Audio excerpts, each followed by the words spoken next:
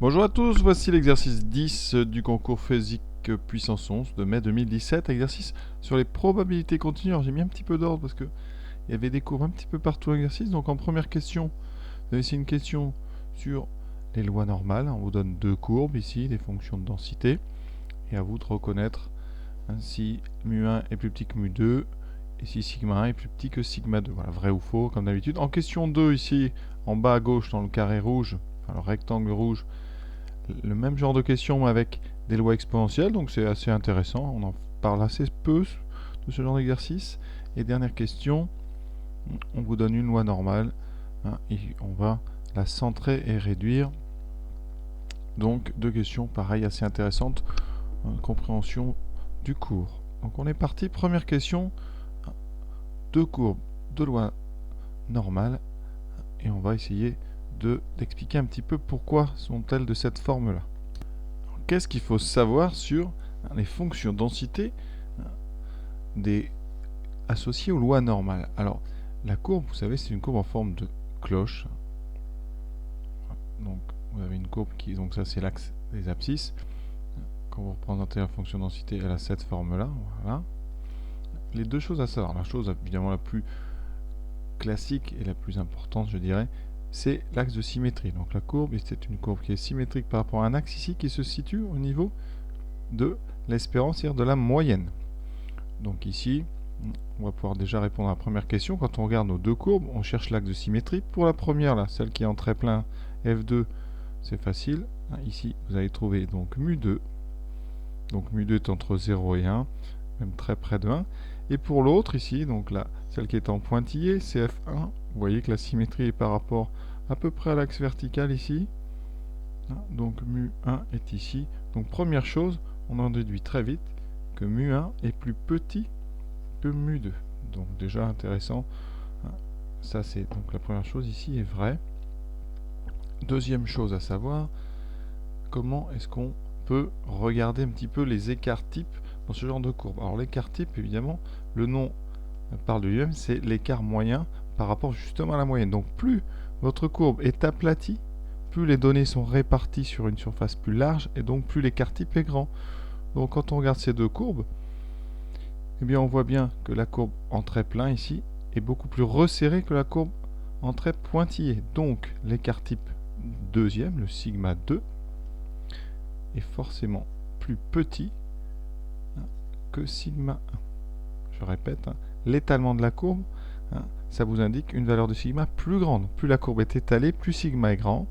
La courbe noire ici étant moins étalée que la courbe pointillée, son écart type est plus petit. Donc ici, la deuxième condition est fausse. Comme on a un et, l'une des deux étant fausse, la réponse, ici, la proposition, elle est fausse.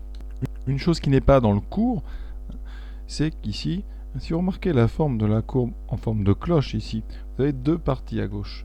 Une partie ici, vous voyez, où la courbure, c'est-à-dire que la courbe est arrondie vers le haut. Vous voyez ici, l'intérieur du virage est par ici, on appelle la courbure. Et quand vous attaquez, vous vous rapprochez du centre de la courbe, vous pouvez remarquer ici, la courbure ici est vers l'intérieur, sur le virage est vers l'intérieur.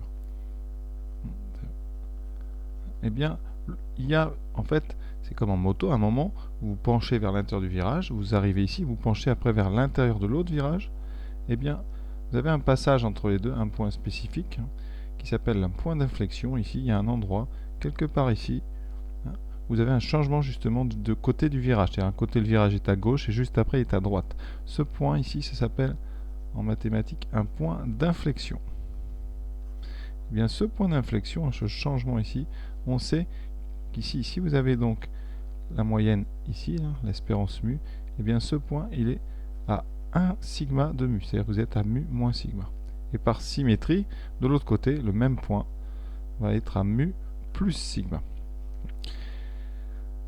Eh bien, ici, on peut regarder, vous voyez, quand on regarde ici, donc, la courbure, donc vous avez une courbe ici, voilà, qui est comme ça, ici, vous avez le virage, vous avez votre sigma qui est ici, là.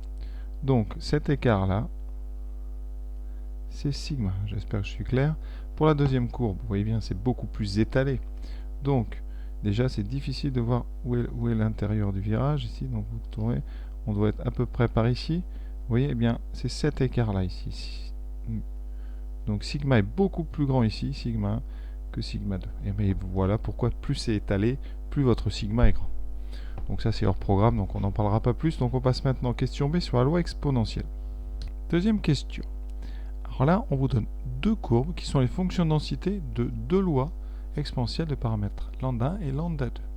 Donc on va introduire deux variables aléatoires, x1 qui va suivre la loi exponentielle de paramètres lambda 1 et x2 qui va suivre la loi exponentielle de paramètres lambda 2. Alors la question c'est comment faire la différence. Ce que vous pouvez remarquer comme différence très sensible, eh bien c'est le point de départ, ici et là. Le point de départ de CG2 est beaucoup plus haut que celui de CG1. Alors est-ce qu'on peut trouver ce point de départ? La fonction de densité, on va l'appeler f1 de x1. Vous devez le savoir, une fonction de densité d'une loi exponentielle, c'est le paramètre lambda 1 fois exponentielle de moins lambda 1 multiplié par la variable t. Pour f2, évidemment, vous avez compris, c'est la même chose, mais avec le paramètre lambda 2. Alors, qu'est-ce qu'on va regarder? Eh bien, on va regarder la valeur en 0. Qu'est-ce qui se passe pour le premier? Ici, f1 de 0, c'est lambda 1 exponentielle ici. On remplace t par 0, donc ça va faire exponentielle 0. Donc ça va faire lambda 1. Donc la hauteur ici du premier point, ici, c'est lambda 1. D'ailleurs, on peut en déduire ici sur le dessin que lambda 1, remarque, lambda 1 ici est égal à 1, ou très proche de 1. Pour la deuxième fonction f2 de 0, vous obtenez lambda 2 exponentielle 0, ce qui donne lambda 2, et donc lambda 2, vous voyez, il est ici, à peu près 2,5. Donc, plus votre paramètre est grand, plus votre courbe part de haut. D'accord? Et vous avez remarqué, c'est qu'après, plus le paramètre était grand, plus la courbe s'écrase vite.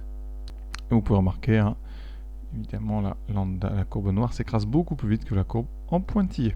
Voilà pour cette question B. On passe à la question C et D. On revient à la loi normale. Alors, dans une région agricole, le rendement des parcelles de blé peut être assimilé à une variable aléatoire suivant la loi normale d'espérance.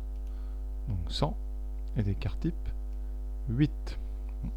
Et on choisit une parcelle au hasard et on note R son rendement. Alors qu'est-ce qu'on fait? On introduit une deuxième variable aléatoire qui est R moins 100 divisé par 8 au carré. Question C, eh bien c'est faux, tout à fait faux. Pourquoi? Parce que le cours nous dit quoi? Si x suit la loi normale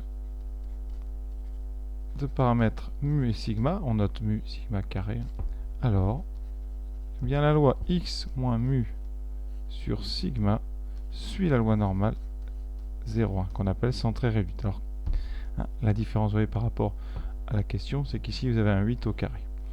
Et alors que la formule, ça devrait être z égale r moins 100 pour la centrée, c'est-à-dire qu'on rend la moyenne égale à 0.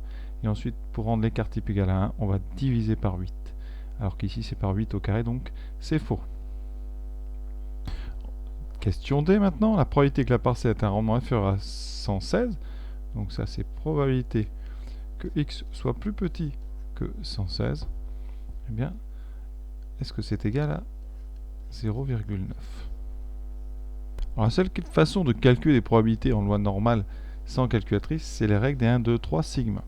Ici, on va regarder qu'est-ce que c'est 116. 116, par rapport à la moyenne, c'est 100 plus 16. Donc maintenant, on regarde l'écart type. L'écart type est 8. Donc 116, c'est la moyenne plus 2 fois 8, plus 2 fois l'écart type. Et là, on est dans le cas de la règle des 2 sigma, que je vous rappelle tout de suite. Alors cette règle, elle est simple. Par un dessin, c'est tout de suite plus clair. Où je trace la fameuse courbe en cloche, la fonction de densité de notre loi normale. Et ce qu'il faut savoir ici, c'est que par rapport à la moyenne, mu, si vous êtes à mu plus 2 sigma ici, et vous regardez de l'autre côté par symétrie, donc mu moins 2 sigma, eh bien la surface que vous avez ici, elle a une aire de 95,4%, c'est-à-dire de 0,954. Cette règle, on l'écrit comme ça. Probabilité que donc